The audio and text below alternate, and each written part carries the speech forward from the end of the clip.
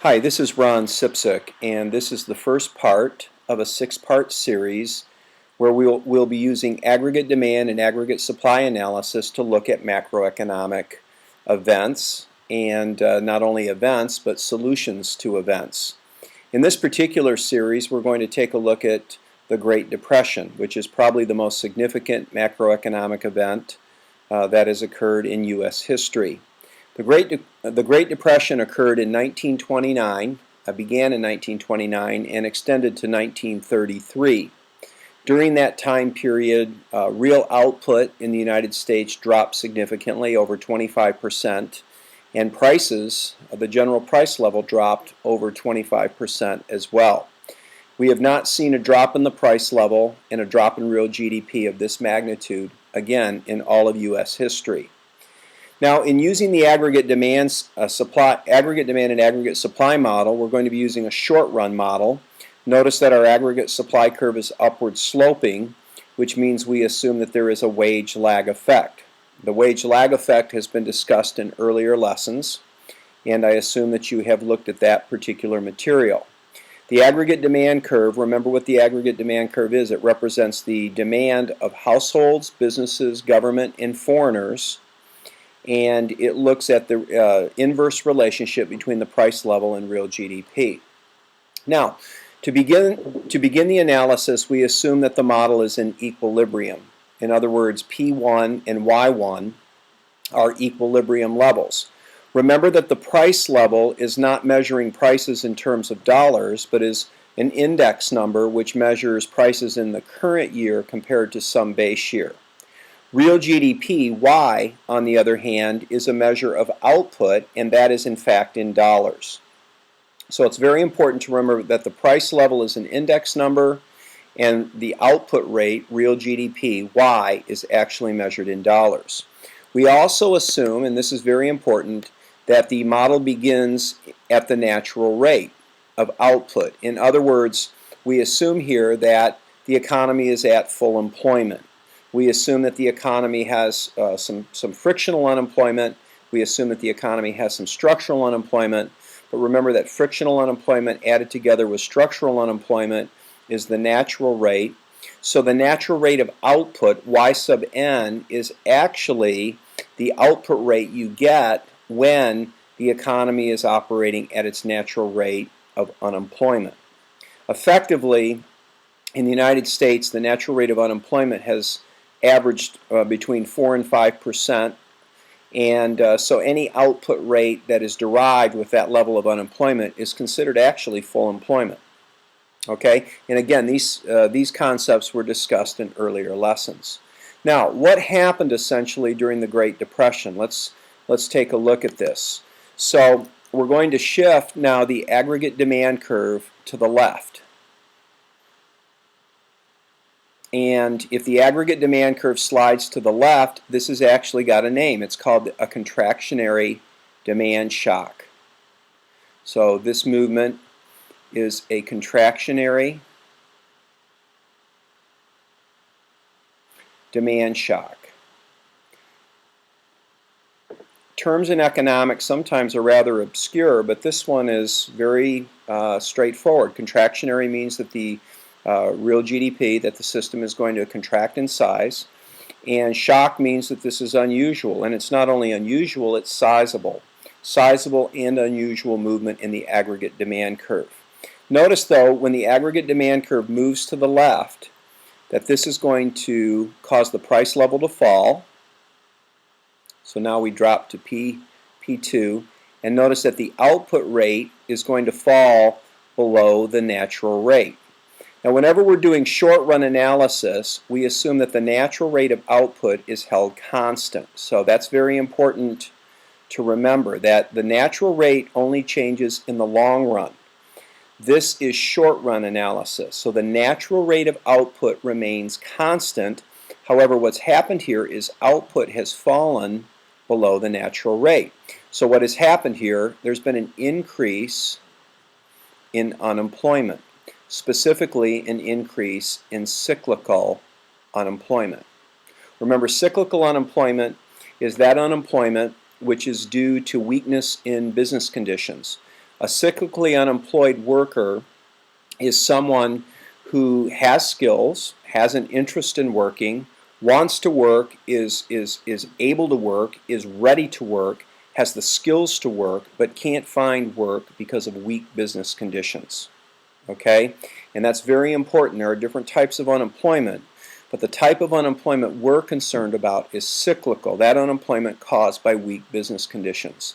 So there's an increase in the unemployment rate, particularly the cyclical unemployment rate, and prices drop as well. Notice that this drop in prices has got a name. It's called deflation. And deflation is a period of time when prices fall across the board. Now you might say, well, gee, that's not bad. If prices are falling, at least things are cheaper. But keep in mind also that not only are prices falling, but business revenues are falling, business profits are falling. Businesses are going to be more and more likely to lay off workers during a period of time when their prices are falling. Real estate values are falling, so home values are falling, farmland values are falling. All sorts of assets are losing value during deflationary periods. So deflationary periods are actually a time of great pain. In an ideal world, the price level remains constant. It neither increases nor decreases. Now that doesn't mean that prices don't change over time. Relative prices between products will change. Some products will get more expensive over time. Some products will become less expensive over time. But what we're talking about here is a decrease in the general level of prices. Most prices are decreasing at the same time. And this is actually a very, very painful phenomenon. All right, now you can see here that a contractionary demand shock, a movement in the aggregate demand curve to the left, represents exactly what happened in economic history. So this model is very predictive of what we see in the data.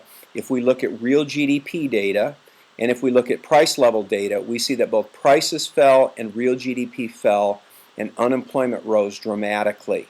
This is exactly what you would expect to see when there is a contractionary demand shock.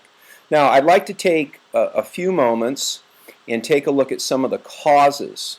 And what I'll do is I'll end up scrolling this down and writing out a few notes here for you.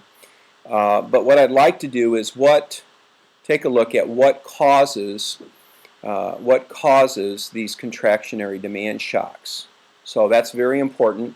I will say this, that economic historians are still debating the Great Depression. There are still books being written about it. There are still economists researching the question. There's still great debate about what actually happened during the Great Depression. And some of this interest has to do with the recent recession we had in 2008, 2009. That recession was the worst recession since the Great Depression. In fact, this last recession is known as the Great Recession. Economists have been very, very interested in the Great Depression because some of the same phenomenon occurred here recently in the Great Recession. And so by understanding past events, that helps us understand current events and possibly helps us know how to avoid these problems or mitigate these problems in the future. Okay, so let's take a look at some possible causes for the Great Depression. Now again, this is I hasten to add some of these things that I'm going to be listing here are debatable. In fact, they're still being debated in terms of whether they should be on the list, but more so to what extent how big they were as a part of the problem. There was a couple things going on that seemed to trigger some of the problem. There was excessive borrowing during the 1920s. So in the run-up to 1929, you have large amounts of household and business borrowing. And in other words, Americans were living beyond their means in the 1920s. Now this may seem familiar to you. There was an explosion of installment debt. In other words, households for the first time in economic history were able to borrow money and buy things like automobiles and borrow lots of money and buy a house. borrow money and buy appliances. So the use of installment debt exploded during the 1920s. Okay, and you had really a bubble in the housing market, and very similar to the bubble that we had prior to the Great Recession here recently. Moreover, you have people borrowing money to buy stocks, and this was a very speculative period. And the stock market was very, I'll call it frothy. It was expanding. There was a lot of excitement about the stock market, and people were actually borrowing large sums of money to buy stocks. Now, that kind of loan is very, very risky. The stock actually serves as collateral for that loan. And when banks or brokerage houses would make those types of loans, they were very risky loans. If the stock goes up in value, then the lender has no worries, because even if the person doesn't repay the loan, the collateral, the stock, can be taken and then converted to cash, and the lender makes out fine. However, if stocks begin to decrease, then what starts to happen is the stocks, the collateral actually loses value, and what would happen is the lender would actually make a call on that loan. In other words, the person borrowing the money would have to come up with the money on call once those stocks started losing value. And in that situation, you can imagine that this could be a self-fulfilling prophecy. As stocks begin to fall and the value of the collateral behind these loans begins to fall, more and more people are going to have to sell off their stocks. But as people sell off their stocks, stock prices fall even faster, and you begin to set up the bubble. The speculative bubble gets popped. All right, so the problem with this is a lot of loans went bad. Not only loans on stocks, but housing loans went bad during the late 1920s.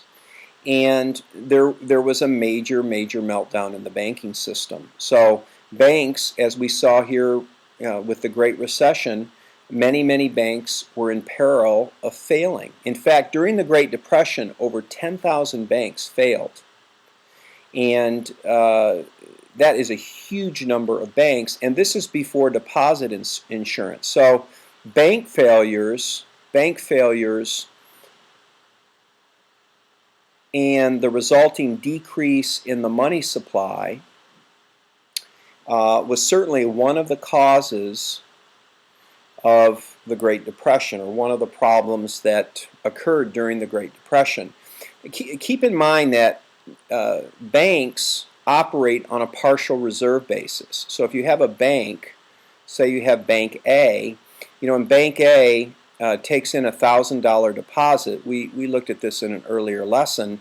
This bank is only going to hold a part of that deposit as reserves. Most of that deposit is going to be loaned out. But imagine that if a loan goes bad, if this $900 loan goes bad, and enough loans go bad, it's one thing if a loan or two goes bad. Banks actually make provision for that. They have they make provision for bad debts, and banks always expect that a few of their loans will go bad. But when a large percentage of a bank's loans go bad, you can see that the bank quickly becomes insolvent, because its assets, remember, reserves are an asset, its assets are not great enough to cover its what? Its liabilities. Oops, sorry about that. So when loans go bad, when people don't repay bank loans, what's going to happen? Banks are going to be in a situation where they're insolvent. Insolvent means liabilities are greater than assets, and this is going to lead to bankruptcy. So this is not a problem if this happens to a few banks in the banking system. But if it's happening systemically, if it's happening across the banking system, it can actually lead to financial collapse. Now keep in mind that when banks fail, deposits are lost. You say, well, what about deposit insurance? Remember, the Great Depression preceded deposit insurance. Deposit insurance was not widespread during the Great Depression. Many deposits were not covered by deposit insurance. Now, there was some deposit insurance going on at the time, but it was not a federal mandate. And so what we see is we see that some deposits were not, many deposits were not covered by deposit insurance. And by the way, deposit insurance is only of help when a few banks fail at once. It's just like car insurance. If everybody crashes their car on the same day, the auto insurance business fails because all those claims would bankrupt the insurance companies. So it's the same thing with deposit insurance. Banks pay into the deposit insurance system, but if all banks or most banks are in difficulty because of widespread non-payment of loans, then the deposit insurance system won't be able to bail the banking system out. In the Great Depression, it was actually the deposit insurance fund actually went broke. This wasn't advertised, but the FDIC actually went broke, and the federal government had to refund it. In other words, to put funds into it at taxpayer expense to make it solvent. Okay, so the point is, when banks fail, deposits are wiped out. Remember, deposits are money. So when banks fail, this leads to a severe contraction in the money supply. Well, think it through. If the money supply drops, this is going to lead to a dramatic decrease in consumption. People are essentially going to lose assets, and this will lead to a drop in aggregate demand. And a drop in the money supply also, because when deposits are lost, reserves are lost, it's going to push up interest rates. Little r stands for interest rates, and that too is going to push down C and push down I. And that too will decrease aggregate demand. So the drop in the money supply is going to have a wealth effect in that people will not have deposits on hand anymore to spend, and it will also push up interest rates because when deposits are destroyed, reserves are destroyed, and that too will push down spending, interest rate sensitive spending, and that too will push down aggregate demand. So meltdowns in the banking system are very serious, and it takes a significant amount of time for economic systems to recover when banking systems have been stressed to the point that they were during the Great Depression. Okay, so that's one possible cause: bank failures due to the non-repayment of loans, which was basically a debt problem. You also have, and these are maybe subsidiary problems, you're also going to have panic. Panic, of course, is a drop in confidence. It's an extreme drop in confidence. So when banks are failing, companies are failing, people are losing all of the money they've invested in the stock market and things like that, a drop in confidence is going to what? Well, we've learned that a drop in confidence will drop C, consumption spending, and drop I, investment spending, and that too will cause weakness in aggregate demand. So when people are fearful, they're generally not as likely to buy new appliances or a new car or buy a new home. They generally get more conservative in their spending habits. They're going to continue to buy food and those basic necessities, but they're not going to be as interested in buying durable goods and real estate and things like that. So you had widespread panic due to the drop in the stock market, due to the meltdown in the banking system, due to many businesses closing. And then three, and this relates to the stock market crash, when stock values decreased and property values decreased, you had a drop in wealth. Well, a drop in wealth is also going to push down consumption. So if stock values are decreasing, real estate values are decreasing, this is going to lead to a drop in aggregate demand. And then four, finally, if this is not bad enough, our Congress actually passed a very, very restrictive piece of trade legislation at this time. And America was very, very protectionistic after World War I, before World War II. America had become really relatively isolationist. We did not really want to interact much with the world after World War I. That was a very, very painful experience. Well, the point is, we slapped tariffs, very high tariffs on imported products. So there was a dramatic increase. Let me just write this out. There was a dramatic increase in tariffs.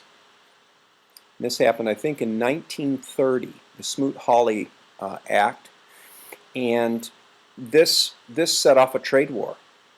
These high tariffs set off a trade war. As we began to impose very, very high tariffs on imported products, our trading partners turned around and imposed high tariffs on us, and trade flows basically dried up. Well, at this time, America is a huge exporter. We are a huge exporter, and while we want to export to the world, we don't want to import from the world. Well, this isn't going to fly, and other countries respond by imposing enormous tariffs on our products. Well, what is this going to do? A tariff is a tax. Let me just write this out. A tariff is a tax on the value of imported product. Of course, the idea behind a tariff is push up the price of the imported product and discourage domestic buyers from buying imported things. Well, think about this. This is going to decrease X minus M. This higher tariff is going to decrease X minus M. X minus M is the trade balance. Remember, we are a large exporter to the world. Well, what's the effect of that? That's going to decrease aggregate demand. So the United States, and some of this sentiment was also economic, that we wanted to protect domestic industries from foreign competition. Again, American businesses love to export to the world, love to sell output to the world, but sometimes U.S. businesses, with the help of government, aren't crazy about competing against imported stuff. And so these tariffs that the Congress imposed, again, I think it was in 1930, led to a very large drop in our export-import activity. But again, keep in mind, our exports, we were running trade surpluses at that time. So our exports were hit very severely as a result of this.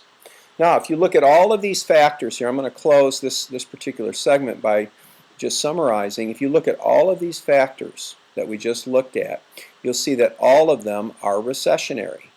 All of these factors push down the rate of spending. And by pushing down the rate of spending, bank failures, drop in the money supply, lower spending, higher interest rates, you look at the drop in confidence, you see the drop in wealth, you see the drop in net exports. What happens? Well, that is going to push the aggregate demand curve which way? It's going to push it to the left. Remember, aggregate demand, let me move this aside. Aggregate demand is equal to what? It's equal to C plus I planned plus G plus X minus M.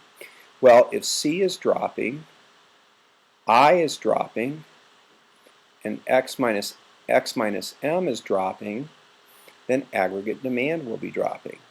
And this is what we saw during the Great Depression.